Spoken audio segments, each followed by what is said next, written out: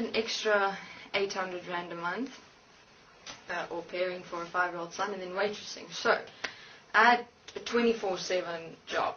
In the mornings, I'd wake up, I'd dress for son, I'd take him to school, and I'd waitress. And till about 2 o'clock in the afternoon, I'd go fetch his son at school, do his homework with him until it's bath time, bath him, give him dinner, put him to sleep, and then that was the only time I had for me. Then Saturdays and Sundays, I'd have to keep him busy with what was necessary. So at 18 years old, I was basically a mother. That whole application, what women experience with their children, of literally having to work 24/7 a day, I've had that experience. So it was quite extensive. And during that time, I was introduced to drugs and alcohol and partying, and it was just wild. Sometimes we'd go out, stay up till about 5 in the morning, get home, get dressed, go to work, and then my whole day would start again. And it was the first time I was introduced to drugs, specifically ecstasy, which I used about twice while I was with Lynette and them, and with the people I was friends with. So then one day, now this was in 2004, one day Eagle and his fiancée came to the coffee shop, and they started eating there. And this is also some more background. In my school years, I was a Christian, extensive Christian, but not the whole belief in it, reading your Bible and going to church and Sunday school and all those things I did. But in terms of the heartfelt belief in God and all those things, it wasn't really ever there. I just did it. But in terms of everything else, like for instance, the Ouija board and astrology and spirits and all those things intrigued me, but because of my Christian background, I was always afraid of it. Curiosity for me was always there about those things, but I never dared go into it because it's wrong and it's bad, and you're not supposed to do that, because that like little voice in your head going, although I didn't fully believe in a God or God being here, that voice goes, that's Lucifer, Satan, hell, I'm going to go to hell and not heaven, and that little background noise was always still there. And Eagle started talking to me. The first thing he said, I've got a little tattoo of an astrology sign. He started talking to me about that, and he said to me, what's that mark on your flesh there? I remember those words.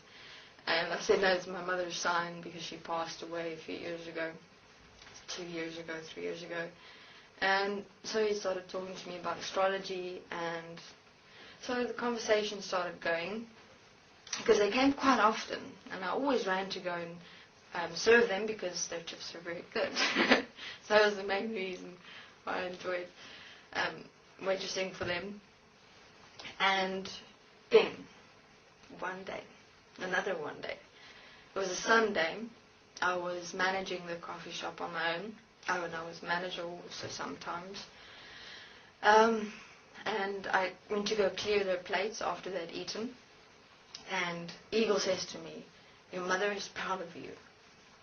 Oh my God. When he spoke those words, I almost wanted to cry.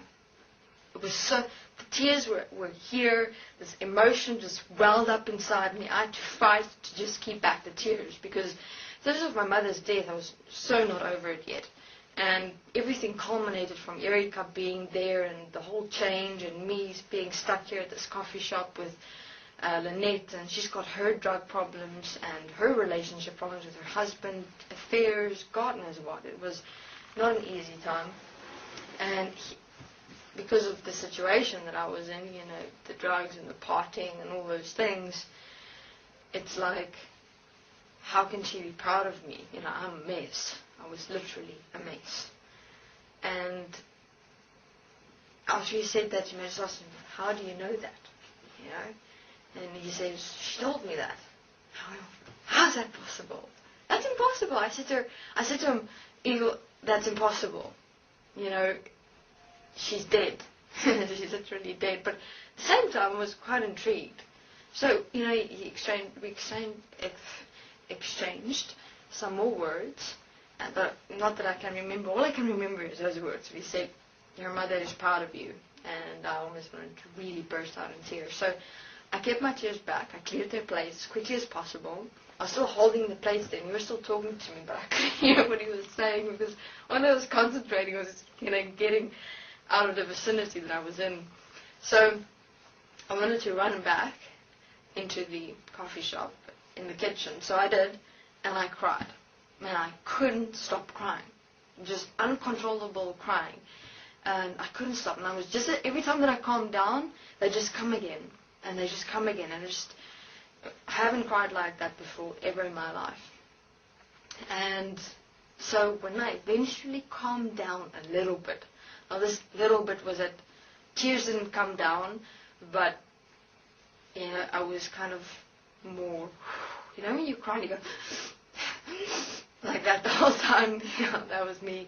So I walked out and I sat outside just to, calm down a bit. And here they come again, around the corner after they'd done some shopping. And just when I saw him again, I broke down crying. I couldn't stop. So Nick came and sat down, and he just looked me in the eyes and he said, okay, calm down. And when he spoke those words, everything in me just went quiet, silent.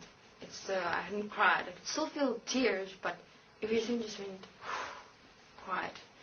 And he said to me to come and visit him and his fiancée. And I said, okay. So Lynette and myself went, and I asked her to come with me, maybe because I wasn't brave enough to go alone, main reason. So I went, and we did some tarot cards. This was quite amazing. Because he could tell me things that nobody knew, only me.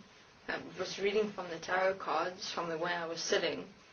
My back, I strained my back a couple of years ago when I was about 13 years old.